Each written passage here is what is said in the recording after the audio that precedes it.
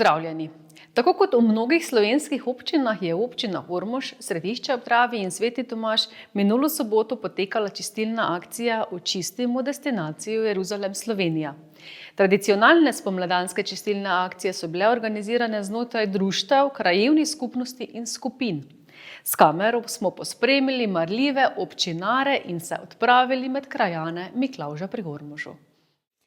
Čistilna akcija je že vnaprej bila dobro organizirana, s seznamom zbornih mest po krajih oziroma po krajevnih skupnostih, tako v občini Ormož kot v občinah Središče ob Dravi in Sveti Tomaž. Krajevne skupnosti so poskrbele za dovolj vreč, za rokavice, predvsem pa za primerno motivacijo. Akcije so se začele ob 8 ali ob 9 uri.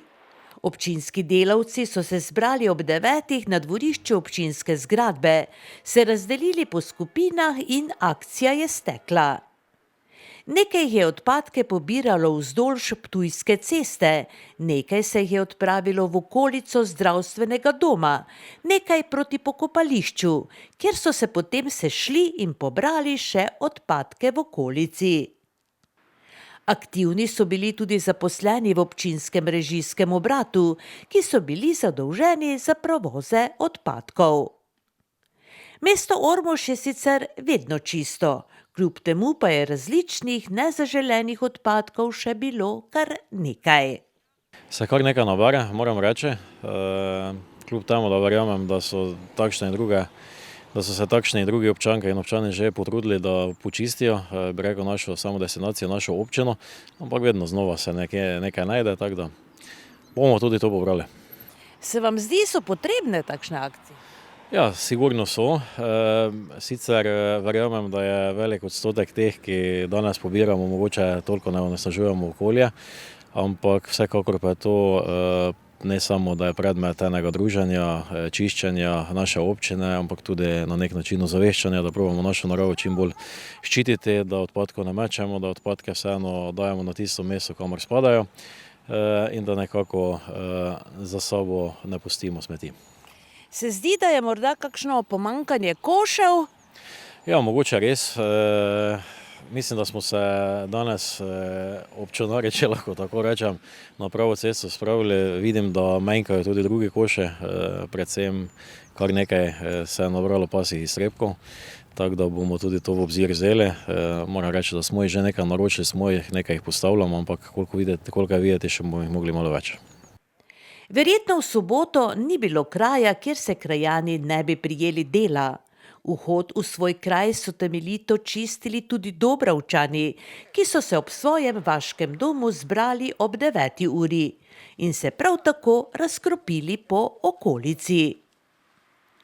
Na Krčevinah na poti proti Miklavžu pri Ormožu smo potem naleteli na 2 vestni krajanki, ki sta se pridružili splošni akciji.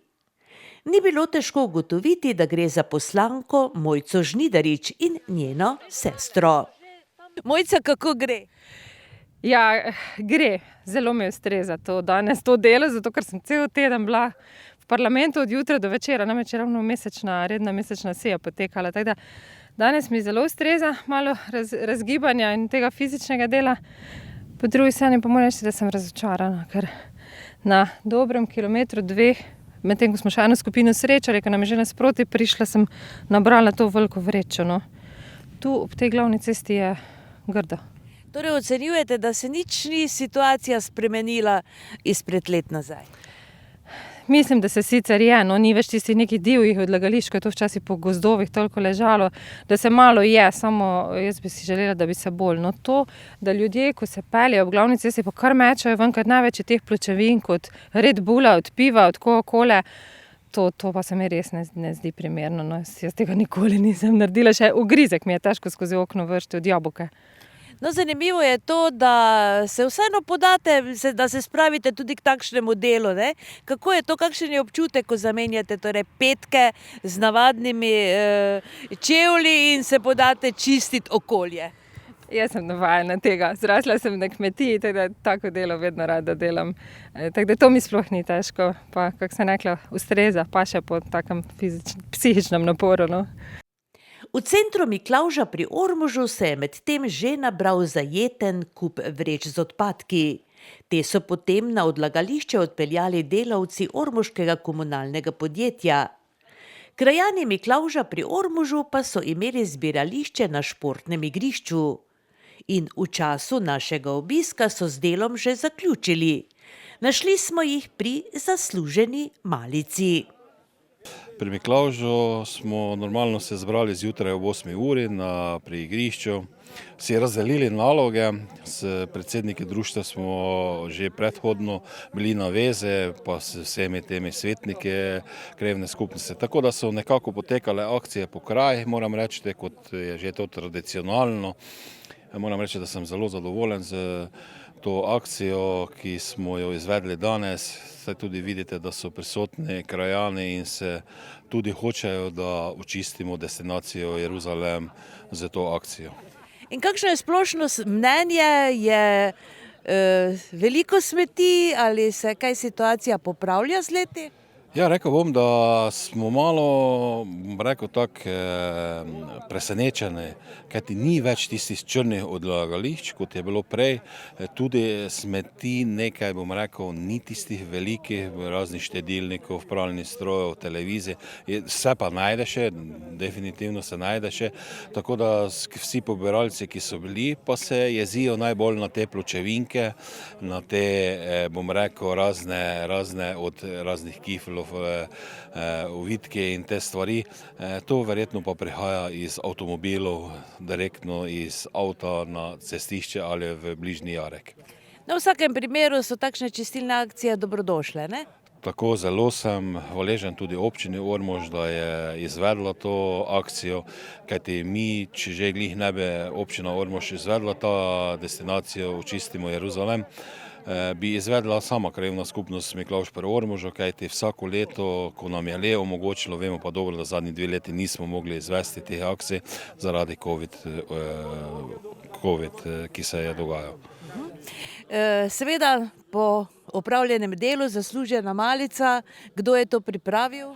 Ja, to pa je pri nas, lahko rečem, tradicionalno. Nekako moraš ljudi z nečim nagraditi, ki so ti naredili dobro za krajevno skupnost in pa za kraj sam in pa tudi lahko rečem za občino. To bom rekel, to je klub teh kmečkih žena. Pri nas je to zdaj bilo se kuhalo doma pri Šekovi Marije v Zasavci. Tako da je ona to skuhala, kvislo juho lepo in mi smo se tu danes lepo najedli, malo pokramljamo še, malo si bomo rekli, kakšne ideje damo, so nam tudi povedali, kaj je treba postoriti, kje kakva tabla fali, Glavno, dobro je to za kraj, dobro je to za ljudi, da se malo zopet podružimo, vemo dobro, da lep čas ni bilo tega in zelo vesel sem in želim si še več takšnih akcij v krajevni skupnosti Miklavž. No, za vašim hrbtom rase nekaj novega in tudi zelo lepega. Kaj pa to je? Ja, moram povedati, da sem zelo vesel, kajti lansko leto smo že skoraj celo leto razlagali, delali bomo sanitarije pri Miklavžu. No, zdaj pa si upam to zatrditi, da bo ta otvoritev tudi planirana zdaj v okviru krajevnega praznika, seveda, če nam bo to dopuščalo. Tako da vidite, da je že zdaj tik pred pokrivanjem objekt, znotraj je moški, ženski WC, ena tuš, kabina pride notri, en mali prostor za 15-20 ljudi, zunaj pa bomo imeli eno teraso za 40 do 50 ljudi, tudi mala mini kuhinja je zunaj ob steni, tako da predvidevam, da bodo tu lahko tudi bili kakšni rojstni dnevi, kakšne obletnice, kakšne, bom rekel, 18, 20, ker vemo dobro, da mladi mogoče malo več prostora rabijo. V dvorani pri Miklavžu pa imamo res lepo porihtano stvari in mogoče ta objekt bo prav za to namenjen in tudi na igrišču tukaj so lahko mali otroci, ki imamo zagrajeno, tako da jaz mislim, da je to prava naložba občine Ormož in pa krajevne skupnosti Miklavž. S kakšno malico pa so najbrž delovno akcijo zaključili tudi drugod po krajih vseh 3 občin. V družbi delo vedno lažje teče, a tudi malica gre bolje v slast. In ko več rok prime za delo, so rezultati neizbežni. Kraji destinacije Jeruzalem Slovenija so tako od sobote brez nezaželenih odpadkov. Ko bi vsaj tako tudi ostalo. V okviru partnerskega projekta Collaborating for Inclusion Erasmus Plus sodeluje tudi vrtec Podgorci. V projektu poleg zaposlenih v vrtcu Podgorci sodelujejo še zaposleni v vrtcih iz 4 evropskih držav. Skupaj 18 udeležencev je minuli teden gostil vrtec Podgorci. Na pobudo vrtca na Portugalskem se je v projekt strateškega partnerstva med vrtci Erasmus Plus prijavil tudi vrtec Podgorci in bil izbran kot eden izmed sodelujočih vrtcev v projektu, v katerega so tako poleg vrtca iz Portugalske in Podgorcev vključeni še vrtci iz Hrvaške, Grčije in Italije. V projektu, ki ga naslavljajo Collaborating for Inclusion Erasmus Plus, gre za izobraževanja in poučne obiske med strokovnimi delavci z namenom izboljševanja prakse v predšolski vzgoji. Cilj projekta je izboljševati metode, pristope, pripomočke in učno okolje z področja socialnega vidika vključevanja vseh predšolskih otrok, ne glede na to, kakšne razvojne potenciale imajo posamezni otroci. V aktivnosti izboljševanja prakse so poleg otrok vključeni tudi starši, lokalna okolja, različni zunanji sodelavci in vsi, ki lahko pripomorejo k izboljšanju pristopov k predšolski vzgoji. Izmenjujemo izkušnje, znanja, razvijamo metode, pristope pri vključevanju vseh otrok enako v vrtec z enakimi možnostmi. No, ampak konkretno recimo, kaj ste se vi recimo novega spoznali z tega področja? Zaenkrat smo bili v vrtcu v Varaždinu in smo tam videli njihovo prakso, kako oni delujejo, kako oni vključujejo otroke in kako oni v svojem vrtcu delujejo. In potem po tistem usposabljanju smo prišli v naš vrtec, določene elemente vnesli v naš vrtec, pregledali naše elemente in malo evalvirali naše strokovno delo. Pomaga to recimo potem pri nadaljnji skrbi za vaše varovance? Ja, seveda pomaga, ker se potem stvari prilagajajo. Kaj pa recimo opažate, kakšne so razlike v vzgoji in izobraževanju teh najmlajših? Obstajajo sploh kakšne razlike? Ja, obstajajo razlike. Po svetu opažamo razlike med inkluzijo. Naprimer Portugalska in Italija imajo inkluzijo že od samega začetka. So otroci vključeni v redne oddelke, pri nas imamo še otroke tudi vključene v oddelke z prilagojenim programom. No, to pomeni, da vsako tako srečanje daje kaj novega, ne? Tako. Koliko se vas je zbralo tukaj? Zdaj hodimo različno smo v različnih dnevih, skupaj nas pa je 18. Kaj takšna srečanja dajejo vsem tem udeleženkam v bistvu? Srečanja se zdijo srečanja so izjemnega pomena za dvig kakovosti in izmenjave dobrih praks, kar vrtec Podgorci zagotovo je in kaže na svojo inkluzivno usmerjenost in pravzaprav naravnanost v personalizacijo procesa, v personalizacijo vzgojnega načrtovanja, izhajajoč iz otrokovih potreb in iz njegovega pravzaprav razvojnega obdobja. Gotovo zavod podpira takšna srečanja, ne jih tudi na kakšen način financirate? Kar se tiče financ, nimam odgovora. Zagotovo pa, kar se tiče strokovne podpore vrtcem, šolam in vsem našim vzgojno-izobraževalnim ustanovam, ves čas nudimo strokovni suport, ki ga potrebujejo, podpiramo in hkrati pri njih uresničujemo ideje, ki nastanejo v teoriji. Vrtec v Podgorcih deluje pod okriljem osnovne šole Velika nedelja.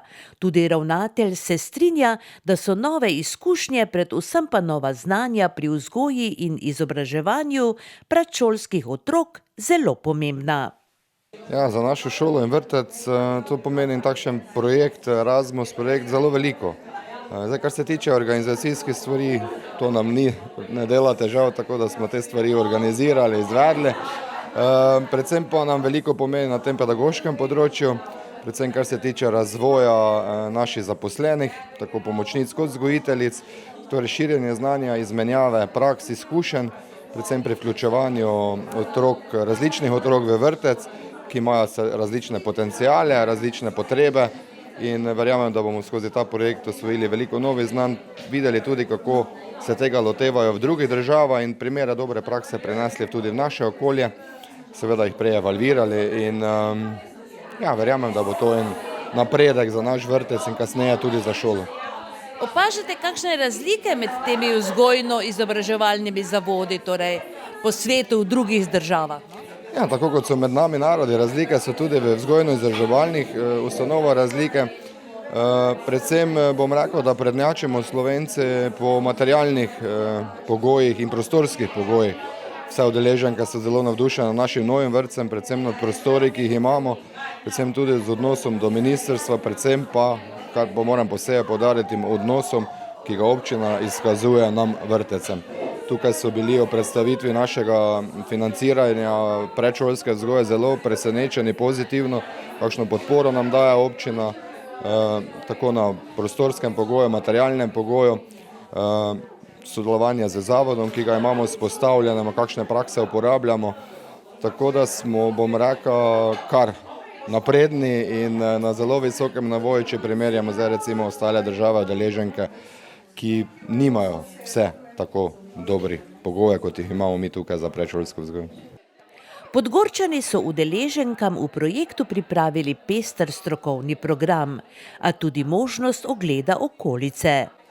Udeleženke so tako obiskale tudi Ormož in se udeležile sprejema pri županu Danijelu Vrbnjaku. V vseh pogledih je udeležba dobrodošla, pravijo. Kaj prinaša eno takšno srečanje vam, torej strokovni sodelavki? Dobivamo mogućnost upoznati različite načine na koji drugi vrtići u Europi rade.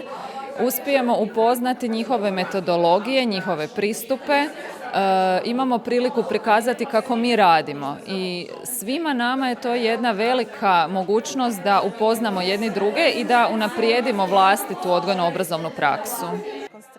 Udeleženka izobraževanja v Podgorcih, ki je prišla iz Italije, pove, da gre za čudovito izkušnjo, ki jo prinaša ta projekt, saj se ravno iz raznolikosti lahko veliko naučijo.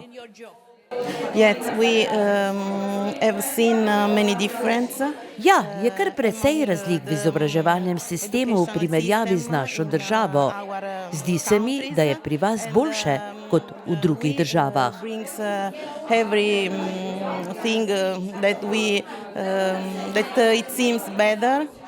Portugalka pa pove, da je težko v nekaj besedah povedati, kaj vse en takšen projekt prinaša. Gotovo pa tudi boljše odnose med ljudmi.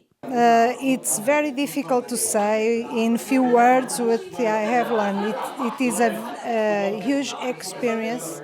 Težko je opisati v nekaj besedah, kako velika izkušnja je to za vse udeleženke. Jaz osebno sem se veliko naučila o tukajšnji kulturi, veliko pa tudi v pedagoškem smislu. Gotovo, da na tak način gradimo nov odnos do bodočnosti.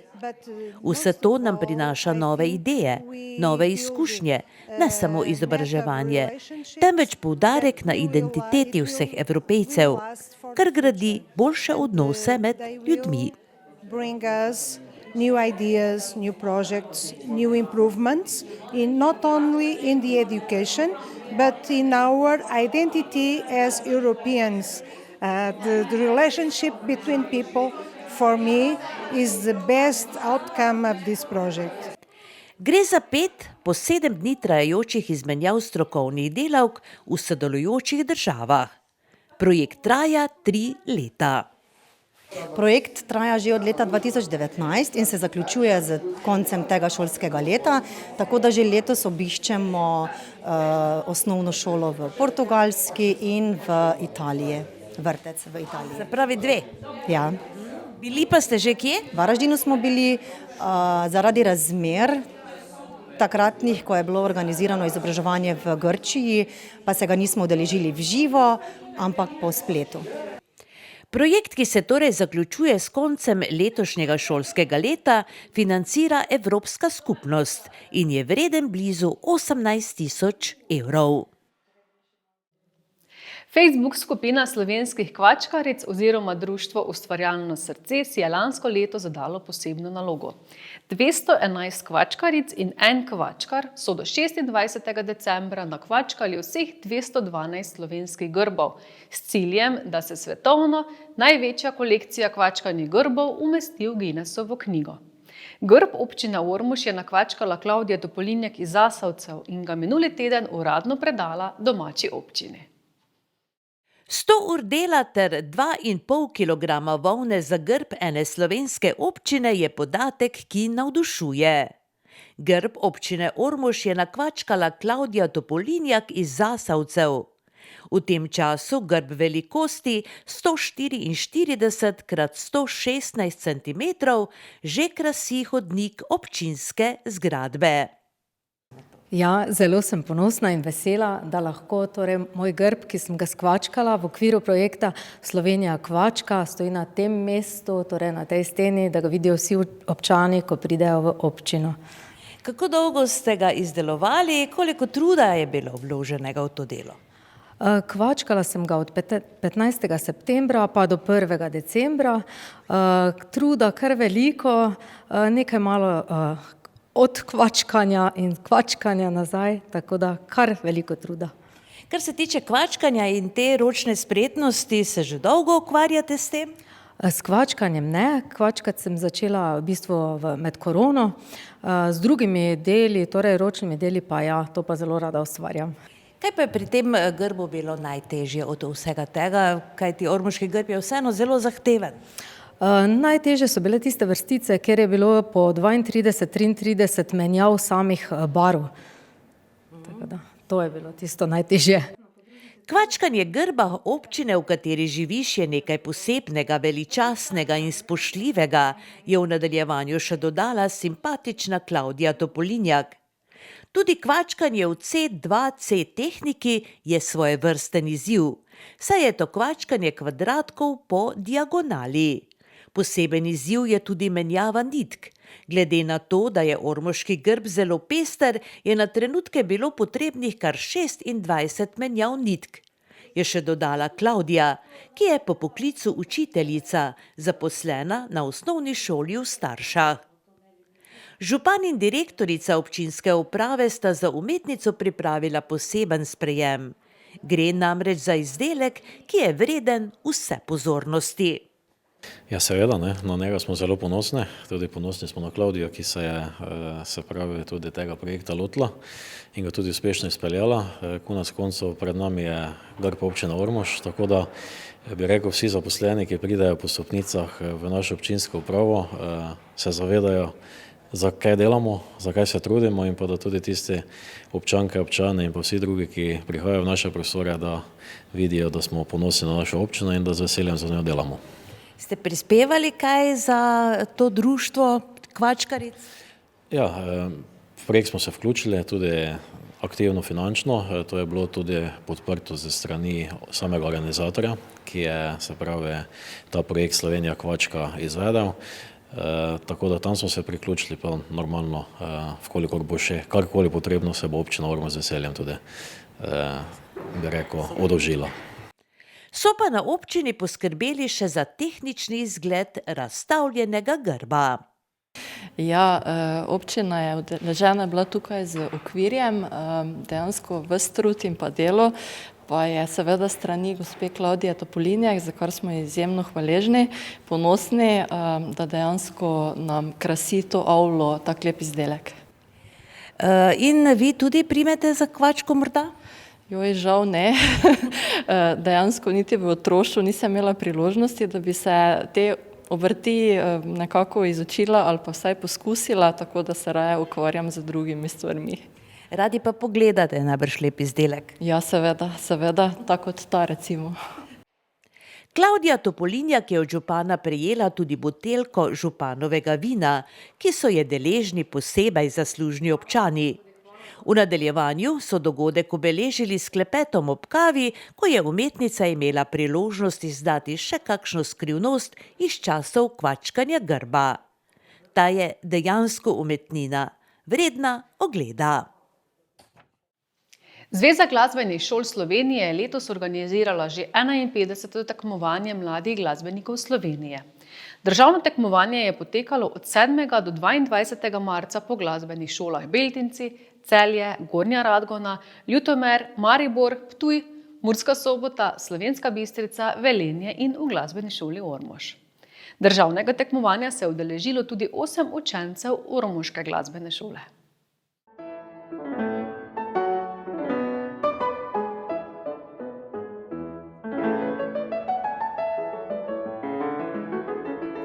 Glasbena šola Ormož je gostitelj tekmovanja letos bila tretjič. Minuli teden so 3 dni v Ormožu potekala tekmovanja s klarinetom, minuli ponedeljek in torek pa na oboji. To je eno najtežjih tekmovanj glasbenih pri nas.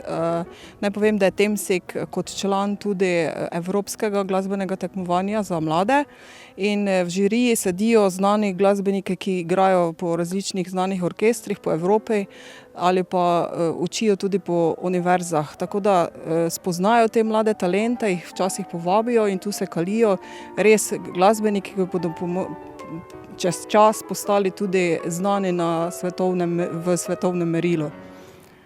Na kakšnih instrumentih vse potekajo torej tekmovanja? Letos je razpisano bilo za flavto, kljunasto flavto, obo, klarinet, saksofon, fagot, petje, klavir, diatonična harmonika, komorne skupine strobili in komorne skupine jazz.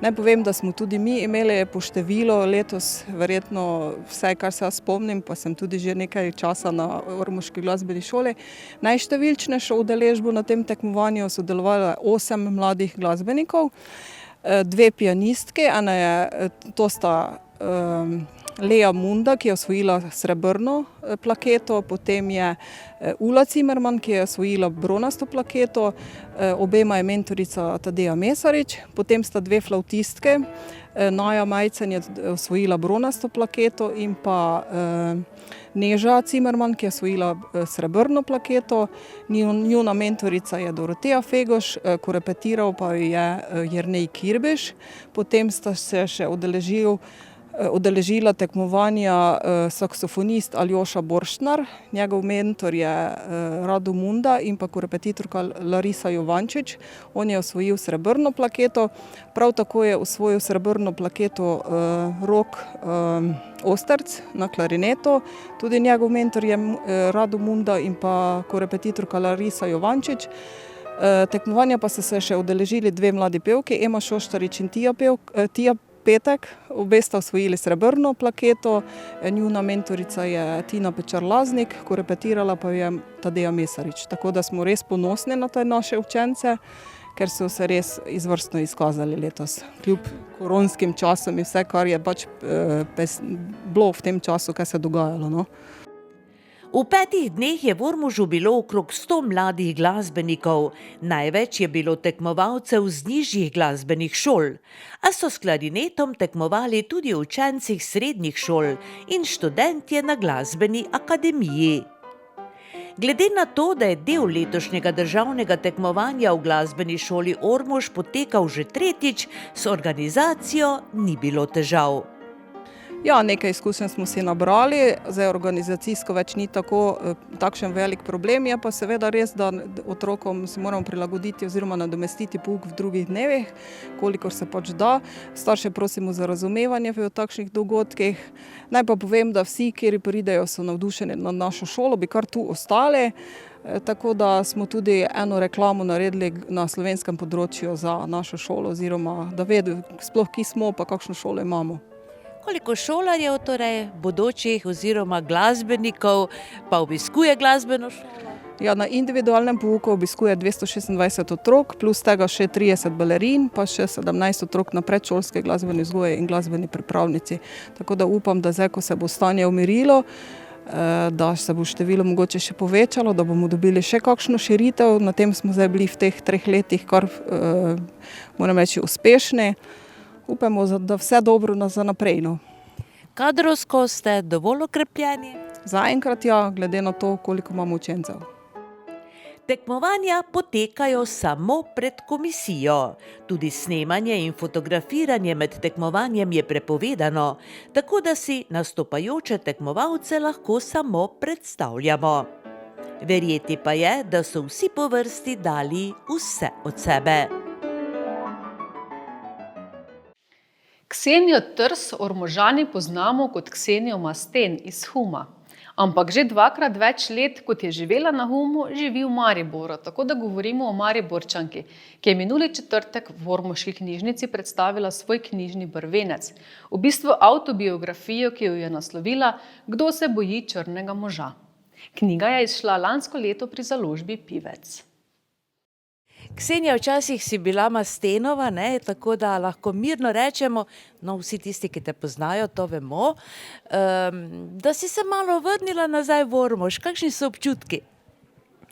Kaj ti, glej, ko pogledam tebe, ko vidim druge, kot da sem spet doma. Smo se kaj spremenili v tem času? No ja, malce vizualno, drugače pa čisto nič. Mislim, da kar na boljše, no. Pa prihajaš sicer v Ormož, v ta svoj rodni kraj pravzaprav? Moram priznati, da zadnja leta zelo poredko. Dejstvo je, da sem jaz tudi vezana na prevozno sredstvo. Jaz ne vozim zaradi zelene mrene. Plus tega pa imam toliko dejavnosti, glej, da moj dan bi lahko imel 48 ur, pa bi še bilo premalo.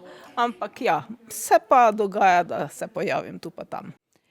In tako je Ksenija v Ormož prišla predstaviti svojo prvo knjigo. Na predstavitvi v ormoški knjižnici je zbrane najprej pozdravila direktorica knjižnice Milica Šavora ter izrazila veselje, da se spet lahko srečujemo na literarnih večerjih. Predstavila je gostjo, s katero pa se je v nadaljevanju literarnega večera pogovarjala bibliotekarka Marijana Kortaj.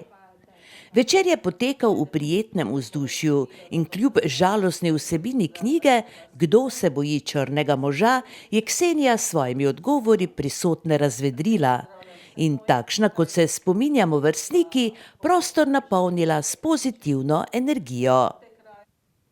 Na takšen način pa je napisan tudi njen knjižni prvenec, delno v humornem tonu, ter sploh izžareva optimizem in neizmerno življenjsko energijo. Kljub temu, da je Ksenijo življenje temeljito preizkušalo. Rodila se je kot nezakonska hči mladi ženski po kratkotrajni mladostni ljubezni. Očeta, ki ga je klicala stric Atek, je videvala redko, mati pa jo je že zgoraj postavila pred dejstvo, da v njeni kasnejši novi družini ni prostora zanjo. Tako je ostala pri babici in dedku na Humu. Pomanjkanje materine ljubezni, a tudi denarja, je zapolnjevala z ljubeznijo do narave in živali. Nato z vstopom v šolo in že od nekdaj s knjigami. Mladi Kseniji je v študentskih letih kmalu na pot stopil črni mož, ki je v imenu ljubezni gospodaril z njo. Prišla je še bolezen in vrsta težkih preizkušenj, ki pa jih je Ksenija z neomajnim optimizmom premagala. Glej, mislim, da je moja knjiga začela nastajati takrat, ko sem prebrala prvo besedo, ko sem napisala prvi esej v osnovni šoli in v meni je zmeraj, jaz bom enkrat napisala svojo knjigo, da bo to moja biografija, to mi ni bilo, to nisem vedela, ampak knjiga je pa tukaj. No, gre za dejansko za knjigo, ne, oziroma biografijo, torej, s katero si se precej razgalila. Kako je recimo pisati to, oziroma kako je to, ko to izide in veš, da bodo vsi izvedli vse o tebi? Mislim, da je potrebnega kar veliko poguma. Ja, dejstvo je, da ne zvejo vsega o meni, pa v končni fazi sem jaz te stvari predelala, tako da sem jaz mirne vesti napisala to knjigo in dejansko so to življenjske stvari, ki se dogajajo in prav je tudi, da se o tem govori. V končni fazi pa tu gre razgališ. Dejansko se nisem v knjigi razgalila. Kdaj se pa bolj razgališ, kot takrat, ko se ti nekaj dogaja, pa moraš med ljudi. Naj bo to razbiti obraz, naj bo to recimo ljubosumje, naj bo to karkoli že. Tisto je razgaljenje. No, pravzaprav proti koncu knjige zvemo, da si dejansko imela precejšnje težave z svojim partnerjem, se še pojavlja. Je on kaj komentiral tvojo knjigo? Verjetno se je spoznal v njej, če jo je prebral. Sigurno, da je, malce je pokomentiral, ja, ampak jaz mislim, da sem ga, mislim enostavno, da ga nisem, da bi ga kakorkoli oblikovala, dejansko sem celo, je on tudi žrtev. Ker tudi on je trpel, on je se v nekem krogu znašel, iz katerega ni vedel, vem, tako da niti ni imena, niti ni priimka, vsi tisti, ko so bili blizu, so itak vedeli, kaj se dogaja, drugače pa ne vem, kako bi ga lahko sploh, da je pač on moj partner, saj nisva skupaj. No, če odmislimo to glavno nit, mislim, rdečo nit te knjige, vsebino torej ne, opazimo, da zelo lepo, natančno, pravzaprav tankočutno opisuješ naravo. Jo dejansko imaš tako rada? Ja, jaz sem dejansko bi skoraj rekla, da sem obsedena z naravo in mislim, da je tudi narava bila tista, ko me je vzgajala v mladosti in da je tudi pripomogla k temu, da jaz lažje sprejemam življenje takšno, kot je, in da sem tudi predelala težke, boleče stvari, ker narava zna isto biti nežna, zna biti, kako bi rekla, ostra, zna biti boleti, pa zna božati. No, včasih, recimo, ko se človek spomni svojih trenutkov z otroštva, recimo, potem pa primerja danes, ko recimo danes kot odrasla ženska, kako pravzaprav gledaš na vse te trenutke, si oprostila tistim, ki so te tako prizadeli kot otroka? Smešno, mislim smešno. Dejstvo je, da jaz kot otrok nisem nekako tega dojela, da bi me prizadeli takrat. Mislim, da je to prihajalo potem malo kasneje, ko sem odrasla, pa to sem potem dejansko nekako, to pa ni bilo v redu, to ni bilo prav. In še dobro, da mi to ni pustilo nekakih travm, ne, ker ne bi bilo glih fino, no. Zakaj pa si dala knjigi naslov Kdo se boji črnega moža? Zato, ker je to, tudi ti se mislim, da se spomniš, da smo se kot otroci igrali to igro, Kdo se boji črnega moža, in tej igri sem potem našla vzporednico igre odraslih, ki jo dosti kje in dosti krat na zelo grd način znamo igrati. In ta igra bi naj bila igra, ob kateri se veseliš, ne pa ob kateri se trpiš. Pa morda še vprašanje, si olajšala dušo s to knjigo, z izidom te knjige? Ne, nisem. Dejansko tako, kot sem prej rekla, jaz sem to predelala, jaz sem to dala na papir in ker se mi je v končni fazi se mi je zdelo prav, da napišem najprej mojo mladost, ker je bila res nekaj izjemnega, tega današnji otroci ne poznajo, marsikateri otrok je zavit v vato. Drugi del knjige je pa namenjen vsem tistim, ko se znajdejo v takšnem položaju, to ne rabi biti samo ženske, tudi možje so tisti, skratka vsi, nad katerimi se izvaja nasilje, naj razmislijo, naj se ne prepustijo malodušju, naj se ne pomilujejo, naj ne sovražijo, ampak naj samo grejo naprej. No, Ksenijo Masten Trst danes ne poznamo pravzaprav kot rado živo, veselo, zelo rada se smeješ, ne, vse zdi se tako, ne, nasmejana, klepetava, še to vedno drži zate? Še vedno, to sploh ne zmanjka. No, mogoče zdaj po tem ljubem covidu mi je malce spomin prizadelo, prej sem imela skoraj fotografski spomin, tako da mi tudi kakšna beseda uide, tu potem prosim za pomoč, ampak gled, tudi brez tega se da. Življenje teče naprej. No, hvala Bogu, dovolj moči imaš, volje, nastaja že tvoja druga knjiga. O čem pa bo ta knjiga pisala? Oziroma pišeš, kaj pišeš? Ta knjiga je že gotova, ta knjiga je že pri založbi Pivec, išla bo drugo leto.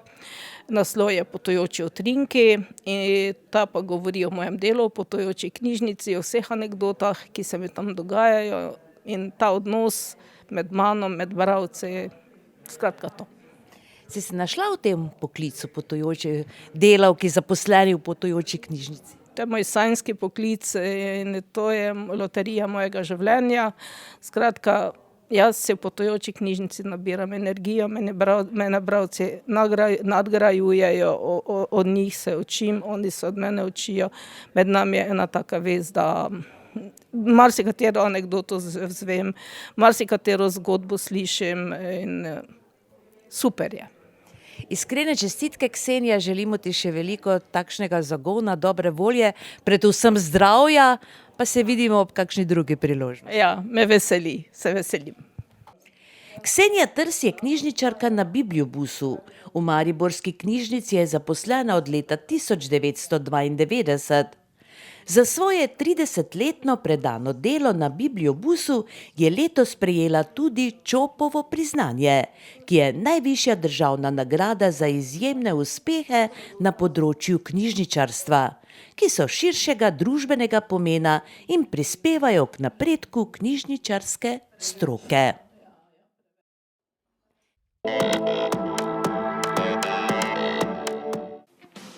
Življenje je prekratko, da bi nosili dolgočasna oblačila, tako da si ga le popestrite z unikatno obleko, ki vam jo z veseljem sešije Andrej Zajšek, samostojni podjetnik v svojem modnem ateljeju Andi. Ponuja šivanje klasičnih ženskih, moških ter otroških oblačil za vse priložnosti, pa tudi reciklažo in popravila. Andi, da bo življenje bolj pisano.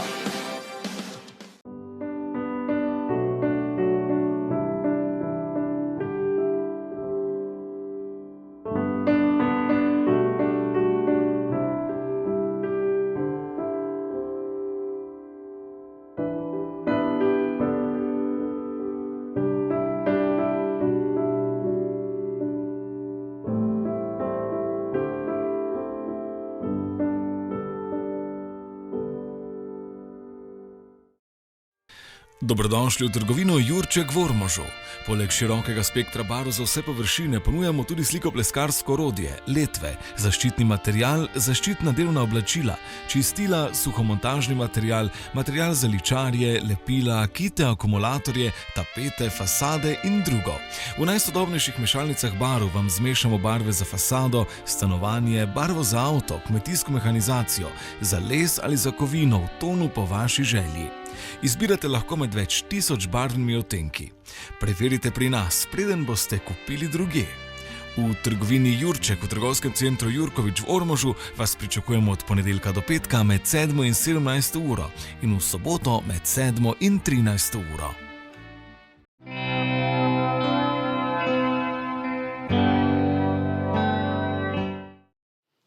Le še za slovo nam je ostalo časa. V našo družbo vas spet vabimo čez teden dni, ko pa bomo že začeli s predstavitvami kandidatov za poslance. Predstavili pa bomo tudi knjižnico Semen, ki je začela delovati v okviru Ormoške knjižnice. Poročali bomo iz 21. Ormoškega maratona, ki bo to nedeljo. In še kaj seveda. Različnih dogajanj to pomlad ne bo zmanjkalo. Se vidimo in srečno!